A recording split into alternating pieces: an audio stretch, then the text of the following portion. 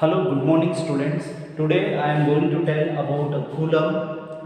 So Coulomb is the SI unit of electric charge. So in last class you are learning about definition of electric charge, properties of electric charge. So what is the measure of electric charge? How to measure the charges present in a body? ಒಂದು ವಸ್ತುವಿನಲ್ಲಿ electric ಚಾರ್ಜಸ್ಗಳು ಇದ್ದಾವೆ ಅಂದರೆ ಅವುಗಳನ್ನು ಹೆಂಗೆ measurement ಮಾಡ್ಬೋದು. So measurement ಮಾಡೋದಕ್ಕೆ ಏನು ಮಾಡ್ತೀವಿ, ನಾವು ಒಂದು ಸ್ಪೆಸಿಫಿಕ್ ಯೂನಿಟ್ನ ಯೂಸ್ ಮಾಡ್ತೀವಿ, that is called coulomb. So what is coulomb? This coulomb is SI unit of, this is SI unit of electric charge. SI unit of electric charge. So Coulomb is the SI unit of electric charge. How to define the term Coulomb? See, remember, Coulomb is the name of one scientist.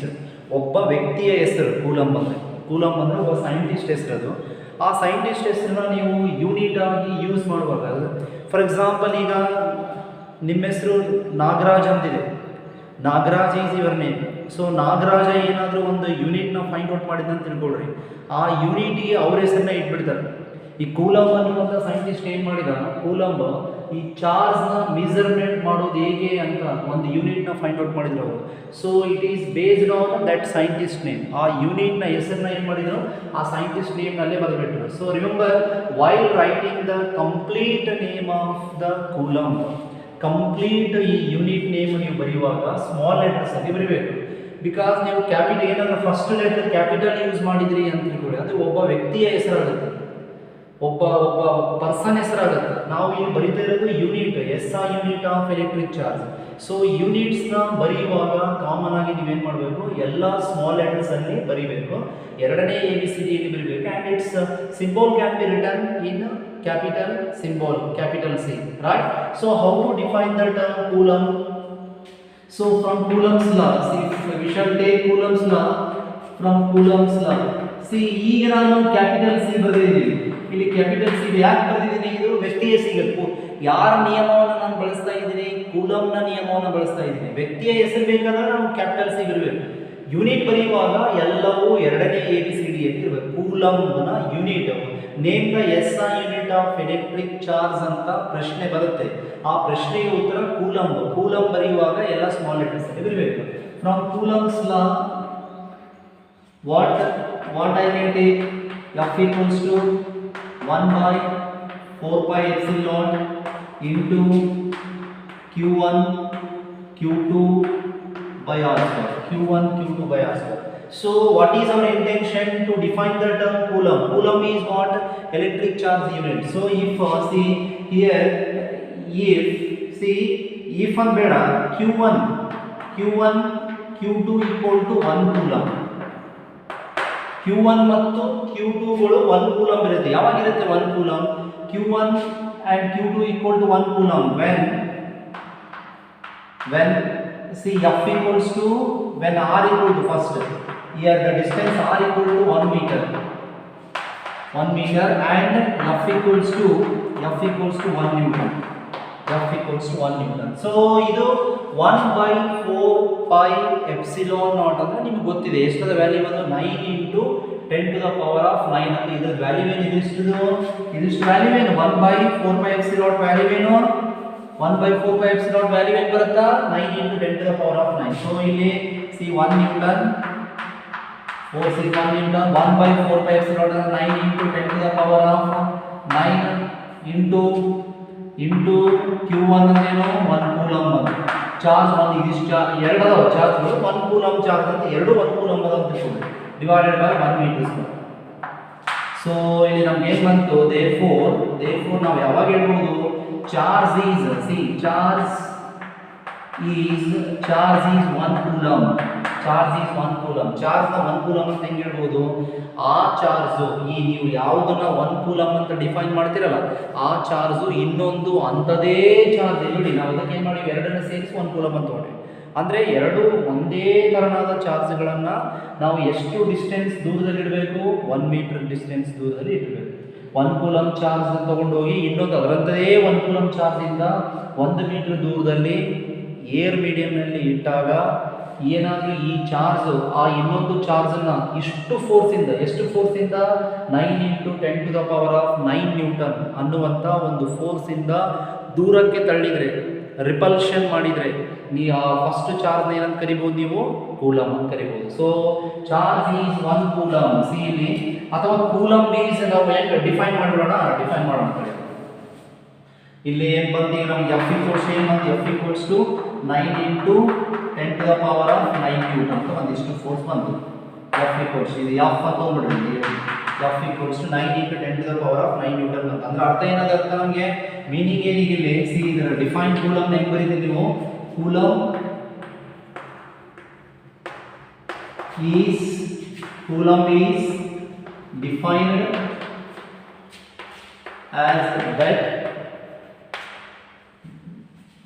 defined as that single charge which ಏನು ಮಾಡಬೇಕದು? Repulsion ಮಾಡೋದು. which repels, ದೂರ ತಳ್ಳೋದು. which repels another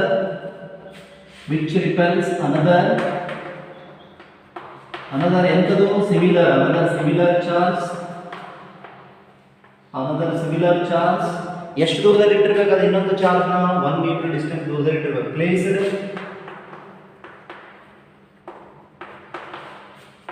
at a distance of 1 meter. Placed at a distance of 1 meter. ಎಲ್ಲಿ? Air ಮೀಡಿಯಂನಲ್ಲಿ. in air. Placed at a distance of 1 meter in air with ಎಷ್ಟು force ಇಂದ ದೂರ ತಳ್ಳಬೇಕು? With a force of, ಎಷ್ಟು force ಇಂದ ಅದು repel ಮಾಡಬೇಕು, ದೂರಕ್ಕೆ ತಳ್ಳಬೇಕು? With a force of 9 × 10⁻⁹ newton. With a force of 9 × 10⁻⁹ newton. See here how to define the term coulomb. Coulomb is a charge. It is that single charge which repels another similar charge placed at a distance of 1 meter in air with a force of 9 × 10⁻⁹ Newton.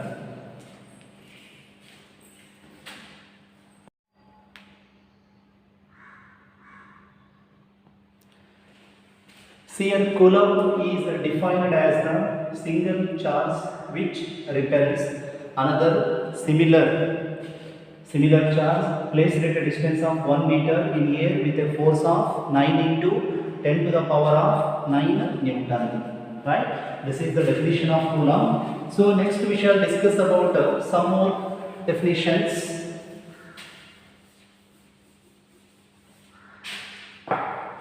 Here see, I want to tell about dielectric constant. Dielectric constant or relative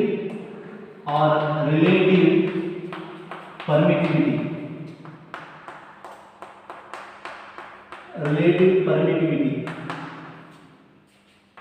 ಇದನ್ನ epsilon R ಅಂತ ಕರೀತಾರೆ.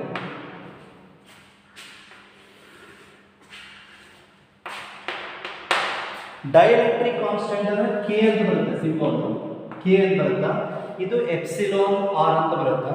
So ಇಲ್ಲಿ C ನಮಗೆ ಒಂದು formula ಇದೆ, ಅಂದ್ರೆ ಇದು dielectric constant ಅನ್ನೋದು ನೆಕ್ಸ್ಟ್ ಪಾಠದಲ್ಲಿ ಬರುತ್ತೆ. ನೆಕ್ಸ್ಟ್ ಯಾವುದು? ಕೆಪಾಸಿಟರ್ ಅನ್ನುವಂಥ ಒಂದು ಪಾಠದಲ್ಲಿ ಇದು ಬರುತ್ತೆ ಎಕ್ಸಾಕ್ಟ್ ಏನು ಅಂತ.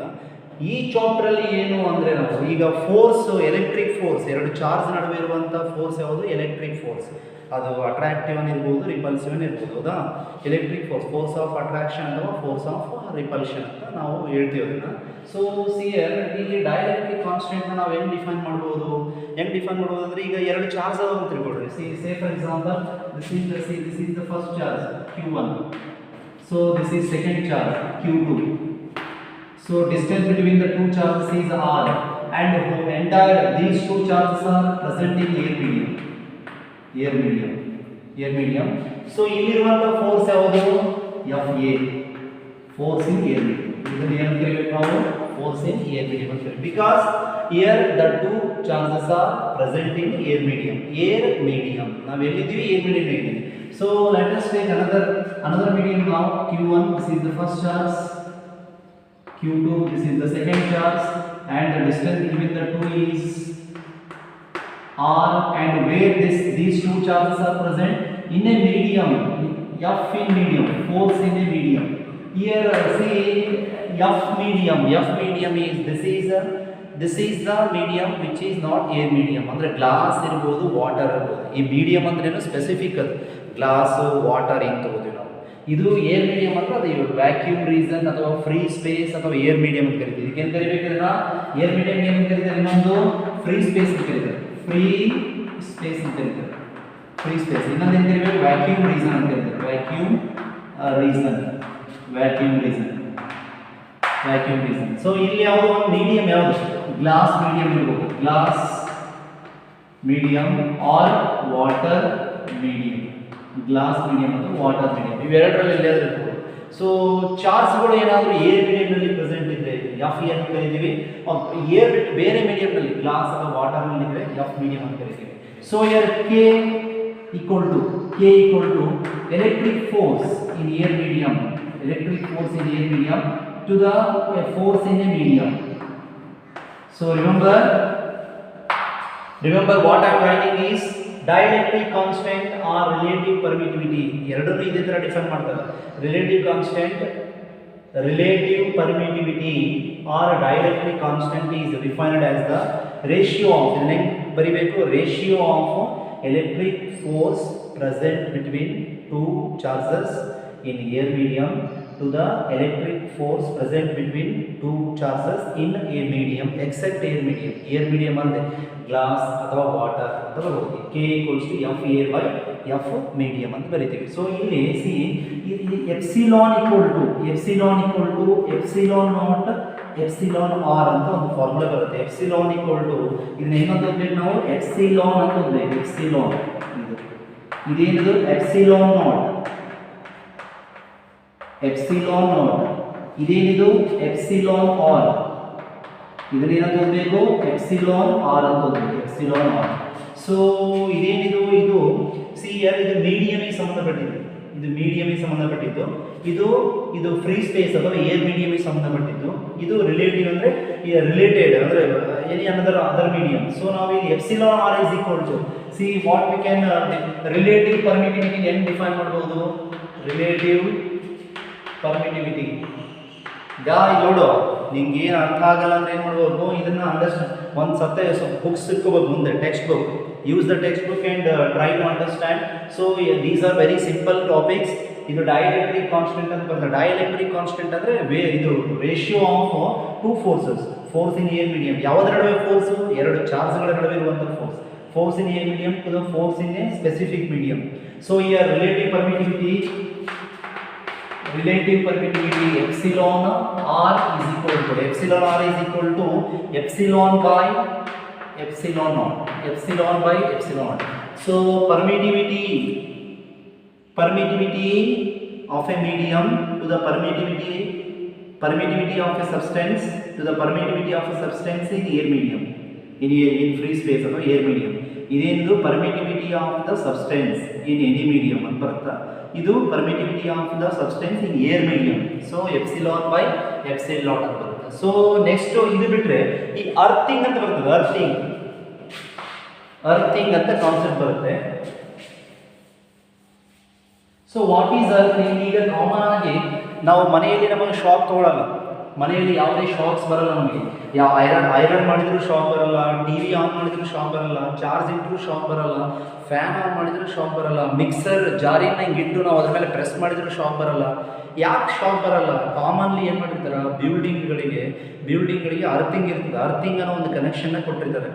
ಅರ್ಥಿಂಗ್ ಅಂದರೆ ಆ ಬಿಲ್ಡಿಂಗ್ ಕಟ್ಟುವಾಗ ಒಂದು ಕನೆಕ್ಷನ್ನ ಮಾಡ್ತಾರೆ. ಒಂದು ಮೆಟಲ್ ಪ್ಲೇಟ್, ಒಂದು ಪ್ಲೇಟ್ನ ನೀವೇನು ಮನೆಯಲ್ಲಿ ಯೂಸ್ ಮಾಡ್ತಿರಲ್ಲ ಪ್ಲೇಟ್ಸ್, ಅಂಥ ಪ್ಲೇಟ್ನ ಫಸ್ಟ್ ಏನು ಮಾಡ್ತಾರೆ, ಆ ಪ್ಲೇಟಲ್ಲಿ ಒಂದು ಐಟಮ್ಸ್ ಹಾಕ್ತಾರೆ. ಯಾವ್ಯಾವ ಐಟಮ್ಸ್ ಅಂದರೆ ಅವರು ಎಲ್ಲ ಉಪ್ಪು ಹಾಕ್ತಾರೆ, ಉಪ್ಪು, ಹುಂಚೆಹಣ್ಣು ಈ ಥರ ಹಾಕ್ತಾರೆ. ಅಥವಾ ಮೆಟಲ್ ಪ್ಲೇಟ್ನ ಸುಡ್ತಾರೆ. ಪ್ಲೇಟ್ನ ಸುಟ್ಟು ಅದ್ರ ಹೋಲ್ ಮಾಡ್ತಾರೆ. ಪ್ಲೇಟ್ಸಲ್ಲಿ ಹೋಲ್ ಮಾಡಿ ಏನು ಮಾಡ್ತಾರೆ, 3 ವಯರ್ಸ್ ತೊಗೊಳ್ತಾರೆ. ಅದರಿಂದ 3 ವಯರ್ಸ್, ಲೈವು, ನ್ಯೂಟ್ರಲ್ಲು, ಅರ್ತ್ ಅಂತ 3 ವೈರ್ ಹಾಕ್ತಾರೆ. ಅಲ್ಲಿಂದ 3 ವೈರಿಂದ ಮೇನ್ ನಿಮ್ಮ ಒಂದು ಬಿಲ್ಡಿಂಗ್ದು ಪವರ್ ಸಪ್ಲೈ ಎಲ್ಲಿದೆ, ನಿಮ್ಮ ಬಿಲ್ಡಿಂಗ್ದು ಮೀಟರ್ ಎಲ್ಲಿ ಸೆಟ್ ಮಾಡ್ತಾರ ಅದಕ್ಕೆ ಆ 3 ವೈರ್ಸ್ ಬರ್ತವೆ. ಅದು ಅರ್ತಿಂದ ಬರ್ತವೆ, ಒಳಗಡೆಯಿಂದ 3 ವೈರ್ಸ್ನ ಫಿಕ್ಸ್ ಮಾಡಿರ್ತಾರೆ. ಅದರಲ್ಲಿ 2 ವೈರು ಮೇನ್ ಕರೆಂಟ್ ಸಪ್ಲೈಗೆ 2 ವೈರ್ ಯೂಸ್ ಆದರೆ, ಇನ್ನೊಂದು ವೈರು ಈ ಅರ್ಥಿಂಗ್ ಅಂತ ಬರ್ತದೆ, ಅರ್ಥಿಂಗಿಗೆ ಯೂಸ್ ಆಗುತ್ತೆ. ಅರ್ಥಿಂಗ್ ಅಂದ್ರೆ ಏನಂತ, this is the method for sharing the electrons or sharing the charges from a body to the earth. So earthing ಅಥವಾ ಗ್ರೌಂಡಿಂಗ್ ಅಂತ ಹೇಳಿದ್ರೆ, ಗ್ರೌಂಡಿಂಗ್, ಅರ್ಥಿಂಗ್ ಅಥವಾ grounding.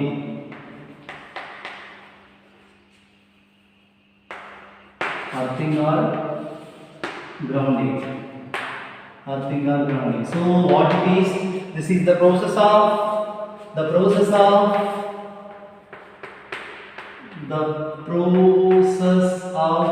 sharing electrons or charges, electrons to the earth is called, this is called earthing. ಇದನ್ನೇನು ಕರಿಬೇಕು ನಾವು, earthing ಅಂತ ಕರಿಬೇಕು. This is called earthing. The process of sharing ಅಂದ್ರೆ ಕೊಡೋದು, sharing of electrons to the earth is called earthing. So ಇದರಿಂದ ಏನು ಉಪಯೋಗ ಅಂದ್ರೆ, ಈ actually see earthing means 3 wires ಇರ್ತಾವೆ, live wire, neutral wire, ಇನ್ನೊಂದು earthing wire ಅಂತ.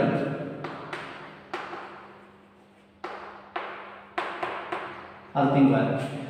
ಸೊ ಇದು ಕಾಮನ್ಲಿ ಹೊಸ ಯಾವ ಅಪಾರ್ಟ್ಮೆಂಟ್ಸ್ ಏನು ಕಟ್ಸ್ತಾರಲ್ಲ, ಅಪಾರ್ಟ್ಮೆಂಟ್ಸ್ ಬಿಲ್ಡಿಂಗ್ ಕಟ್ಸೋರಲ್ಲ, ಅರ್ಥಿಂಗ್ ಅಂತ ಈಗ ಏನು ನೀವು ಎಲೆಕ್ಟ್ರಿಕಲ್ ಸಪ್ಲೈ ಯಾವಾಗ ಹಾಕ್ಸ್ತಿರಲ್ಲ, ಅಥವಾ ಫಸ್ಟಿಗೆ ಏನಾದರೂ ಬೋರ್ವೆಲ್ ಹಾಕ್ಸಿದ್ರೆ ಅಂತ ತಿಳ್ಕೊಳ್ರಿ, ಮನೆಯಲ್ಲಿ ಏನಾದರೂ ನಾವು ಬೋರ್ವೆಲ್ ಹಾಕ್ಸಿದ್ರೆ ಅಂದರೆ ಫಸ್ಟಿಗೆ ಅರ್ಥಿಂಗ್ ಮಾಡ್ತಾರೆ, ಬಿಲ್ಡಿಂಗ್ ಅರ್ಥಿಂಗ್ ಅದಲ್ಲ ಅಂತ ಹೇಳ್ತಾ ಇರ್ತಾರೆ. ಅರ್ಥಿಂಗ್ ಇಲ್ಲ ಸರ್ ಹುಷಾರ್ ಅಂತ ಹೇಳ್ತಾ ಇರ್ತಾರೆ. ಅರ್ಥಿಂಗ್ ಇಲ್ಲ ಅಂದ್ರೆ ಏನಂತ, ಇವೆರಡೇ ವೈರ್ ಕನೆಕ್ಷನ್ ಇದಾವೆ, ಲೈವ್ ವೈರ್, ನ್ಯೂಟ್ರಲ್ ವೈರ್, ಇವೆರಡೇ ಏನದಾವ, these two are used for these two are mainly connected to main current supply, connected to power supply. ಈ ನಿಮ್ಮ ಏನು ಪೋಲಿಂದ ಆ ಕಂಬದಿಂದ ಯಾವ ವೈರ್ ಬರುತ್ತಲ್ಲ ಮೇನ್, ಅದು ಮೇನ್ ವೈರ್, ಆ ವೈರಿಗೆ 2 ಕನೆಕ್ಷನ್ ಇರ್ತಾವೆ ಮನೆಯಲ್ಲಿ. ಒಳಗೆ ಮೀಟರ್ ಸಪ್ಲೈ ಎಲ್ಲಿ ಮೀಟರ್ದಲ್ಲಿ ಬೋರ್ಡ್ ಹಾಕಿರ್ತಾರ ಆ ಬೋರ್ಡ್ನಲ್ಲಿ ಇರ್ತಾವೆ. So this is the wire which is connected to the earth. This is connected to the earth. So when I touch an instrument, when I touch the iron box, so see ಇದು ಏನದ, good conductor of electricity. Human body is A good conductor of electricity. ಮನುಷ್ಯನ ದೇಹ ಏನದ, ಕರೆಂಟಿಗೆ ಬಹಳ ಜಲ್ದಿನೇ ತಗೊಳ್ಳುವಂಥ ಒಂದು ವಸ್ತು ಅದ, ಇದು ಒಂದು ಸ್ಕಿನ್. ಸೊ ನಾವು ಐರನ್ ಬಾಕ್ಸ್ನ ಟಚ್ ಮಾಡಿದರೆ ನಮ್ಗೆ ಯಾಕೆ ಶಾಕ್ ಬರ್ತಾ ಇಲ್ಲ ಅಂದರೆ, ಸೊ ಏನು ನನ್ನ ಬಾಡಿ ಚಾರ್ಜಸ್ ಏನಾಗ್ತಾ ಇದಾವ, ಅರ್ಥಿಂಗ್ ಆಗ್ತಾ ಇದಾವೆ, ಅಥವಾ ಆ ಒಂದು ion box R any instrument ಅದ್ರದ್ದು ಎಕ್ಸೆಸ್ ಎಲೆಕ್ಟ್ರಾನ್ಸ್ಗಳು ಎಲ್ಲಿಗೆ ಶೇರಿಂಗ್ ಆಗ್ತಾ ಇದಾವ, ಭೂಮಿಗೆ ಹೋಗ್ತಾ ಇದ್ದಾವೆ, ಅರ್ತಿಗೆ ಹೋಗ್ತಾ ಇದ್ದಾವೆ. ಸೊ ಹಂಗಾಗಿ we are not getting any shock from the appliances, house appliances. ಮನೆಯಲ್ಲಿರೋ ಪ್ರತಿಯೊಂದು ವಸ್ತು, ಕರೆಂಟಿನಿಂದ ಕೆಲಸ ಮಾಡುವಂಥ ಪ್ರತಿಯೊಂದು ವಸ್ತುವಿನಿಂದ ಕೂಡ ನೀವು ಶಾಕ್ ನಿಮಗೆ ಬಡಿಬೋದು, ಶಾಕ್ ಬರ್ಬೋದು. ಯಾವ ಶಾಕ್ ಬರ್ತಾ ಇದೆ, ಅರ್ಥಿಂಗ್ ಕನೆಕ್ಷನ್ ಇದೆ. ಸರ್ ಹಳ್ಳಿಗಳಲ್ಲಿ ಏನಿರಲ್ಲ, ಮಣ್ಣಿನ ಮನೆ ಇರುತ್ತೆ ಅಂದರೆ, ಮಣ್ಣಿನ ಮನೆ ಇರುತ್ತೆ ಅಂದರೆ ಅಲ್ಲಿ ಏನದ, ಅಲ್ಲಿ ಸ್ವಲ್ಪ ಪವರ್ ಸಪ್ಲೈ, ನಾವು ಯೂಸ್ ಮಾಡುವಂಥ ಪವರ್ ಸಪ್ಲೈ ಅಥವಾ ಇನ್ಸ್ಟ್ರೂಮೆಂಟ್ಗಳು ಸ್ವಲ್ಪ ಮಟ್ಟಿಗೆ ಏನಿರ್ತಾವೆ ಅವು ಅಷ್ಟು ತೊಗೊಳಲ್ಲ. ಅಲ್ಲಿ ಅದು ಅಷ್ಟು ಏನಾಗ್ತದೆ, ಅಲ್ಲಿ ಸ್ವಲ್ಪ ಕಡಿಮೆ ಇರ್ತದೆ ಎಲೆಕ್ಟ್ರಾನ್ ಒಂದು ಅಂದರೆ ಅವು ಏನಾದರೂ ಮಾಡಿರ್ಬೋದು, ಬಿಲ್ಡಿಂಗ್ ಏನಾದರೂ ಮಾಡಿರ್ಬೋದು. ಇವು ಡೈರೆಕ್ಟಾಗಿ ಹಾಕ್ಕೋತಾರಲ್ಲ, ಡೈರೆಕ್ಟಾಗಿ ಹಾಕ್ಕೊಳ್ಳೋರ ಮನೆಯಲ್ಲಿ ಒಮ್ಮೊಮ್ಮೆ ಶಾಕ್ಸ್ ತೊಗೊಳ್ಬೋದು. ಈಗ ಕೇಳಿ ಮಳೆ ಬಂದಾಗ ಅದು ಶಾಕ್ ಹೊಡೀತು, ಇದು ಶಾಕ್ ಹೊಡೀತು, ಯಾಕೆ ಆಗ್ತದೆ, ಅರ್ಥಿಂಗ್ ಇರಲ್ಲ. ಈ ವೈರ್ಗಳಲ್ಲಿ ಡೈರೆಕ್ಟಾಗಿ ನಾವು ವೈರ್ಗಳನ್ನ ಜಂಪ್ ಅಂತ ಹಾಕೋತೀವಿ ನಾವು. ಆ ಥರ ಹಾಕ್ಕೊಂಡ್ರೆ ಮಳೆ ಟೈಮ್ನಲ್ಲಿ ನಾವು ಎಕ್ಸೆಸ್ ಎಲೆಕ್ಟ್ರಾನ್ಸ್ ಯಾವುದಾದ್ರೂ ಮೆಟಲ್ ಇತ್ತು ಮನೆಯಲ್ಲಿ, ಅದಕ್ಕೆ ಕರೆಂಟ್ ಶಾಕ್ ತೊಗೊಳ್ಬೋದು, ವೈರ್ ಆದಮೇಲೆ ಬಿದ್ದು ಕರೆಂಟ್ ಶಾಕ್ ತೊಗೊಂಡು, ಅಥವಾ ಈ ಏನಾದರೂ ಆಗ್ಬೋದು, ಆ ಥರ ಆಗ್ತದೆ. ಬಟ್ ಕಾಮನ್ ಆಗಿ ಈಗ ಮಾಡರ್ನ್ ಏನು ಬಿಲ್ಡಿಂಗ್ಸ್ಗಳು ಕಟ್ತೀವಿ, ಮಾಡರ್ನ್ ಏನು ನಾವು ಮನೆ ಕಟ್ತಾ ಇದ್ದೀವಿ, ಅಲ್ಲೆಲ್ಲ ಅರ್ಥಿಂಗ್ ಅನ್ನುವಂಥ ಕನೆಕ್ಷನ್ನ ತೊಗೊಳ್ತಾರೆ. ಅರ್ಥಿಂಗ್ ಅಂದರೆ ಎಕ್ಸ್ಟ್ರಾ ಎಲೆಕ್ಟ್ರಾನ್ಸ್, ಎಕ್ಸ್ಟ್ರಾ ಚಾರ್ಜ್ಗಳು ಏನಾದರೂ ಪ್ರೆಸೆಂಟ್ ಇದೆ ಅವು ಭೂಮಿಗೆ ಹೋಗ್ಬಿಡ್ತಾವೆ, ಅರ್ಥಿಗೆ ಹೋಗ್ಬಿಡ್ತಾವೆ. ಅದನ್ನೇ ಅರ್ಥಿಂಗ್ ಅಥವಾ ಗ್ರೌಂಡಿಂಗ್ ಅಂತ ಕರೀತಾರೆ. ಇದರಿಂದಾಗಿ ಏನಾಗ್ತಾವ, ಇನ್ಸ್ಟ್ರೂಮೆಂಟ್ಗಳು ಕೆಡಲ್ಲ. ಫಸ್ಟ್ ಥಿಂಗ್, ಇನ್ಸ್ಟ್ರೂಮೆಂಟ್ಗಳಿಗೂ ಕೂಡ ಹೆಚ್ಚಿನ ಒಂದು ಚಾರ್ಜ್ ಫ್ಲೋ ಆಗಲ್ಲ, ಇನ್ಸ್ಟ್ರೂಮೆಂಟ್ಗಳು ಕೆಡಲ್ಲ ಮತ್ತು ಹ್ಯೂಮನ್ಸ್ ನಮ್ಗೆ ಕೂಡ ಯಾವುದೇ ರೀತಿಯ ಇಂಜುರೀಸ್ ಆಗಂಗಿಲ್ಲ. So this is one of the finest method to transfer the charges from substances from appliances to the earth. ವಸ್ತುಗಳಿಂದ ಭೂಮಿಗೆ ಎಕ್ಸ್ಟ್ರಾ ಚಾರ್ಜ್ಗಳನ್ನು ಕಳಿಸುವಂಥ ಒಂದು ವಿಧಾನ ಇದು, ಅರ್ಥಿಂಗ್ ಅಥವಾ ಗ್ರೌಂಡಿಂಗ್ ಅಂತ ಕರೀತಾರೆ. ಇದರಲ್ಲಿ 3 ವೈರ್ಗಳನ್ನು ಯೂಸ್ ಮಾಡ್ತಾರೆ. ಒಂದು ಪ್ಲೇಟ್ನ ಸುಡ್ತಾರೆ. ಫಸ್ಟ್ ಆ ಮೆಟಲ್ ಪ್ಲೇಟ್ನ ಸುಟ್ಟು ಅದರಲ್ಲಿ ಹೋಲ್ಸ್ ಮಾಡಿ ಆ ಹೋಲ್ಸ್ಗೆ ಕನೆಕ್ಷನ್ ಮಾಡ್ತಾರೆ ಈ ವೈರ್ಗಳನ್ನು. 2 ವೈರ್ ಅದಕ್ಕೆ ಕನೆಕ್ಷನ್ ಇರ್ತಾವೆ. ಆ ಪ್ಲೇಟಿಂದ ಹಿಡ್ಕೊಂಡು ಮೇನ್ಸ್ ಥರ ಬರ್ತದೆ. ಇಲ್ಲಾಂದರೆ ಬೇರೆ ಏನು ಹುಣಸೆ ಹಣ್ಣು, ಉಪ್ಪು ಈ ಥರ ಯೂಸ್ ಮಾಡ್ತಾರೆ ಪ್ಲೇಟ್ ಮೇಲೆ. ಅದು ಯೂಸ್ ಮಾಡಿ ನೀವು ಏನಾದರೂ ಎಲೆಕ್ಟ್ರಿಷಿಯನ್ಸ್ ನಿಮ್ಗೆ ಯಾರಾದರೂ ಪರಿಚಯ ಇದ್ದರೆ ಅವ್ರು ಕೇಳಿದ್ರೆ ಅರ್ಥಿಂಗ್ ಹೆಂಗೆ ಕನೆಕ್ಷನ್ ಮಾಡ್ತಾರೆ ಅಂದರೆ ಅವರು ಐಡಿಯಾಸ್ ಕೊಡ್ಬೋದು ನಿಮಗೆ. So this is called earthing, right?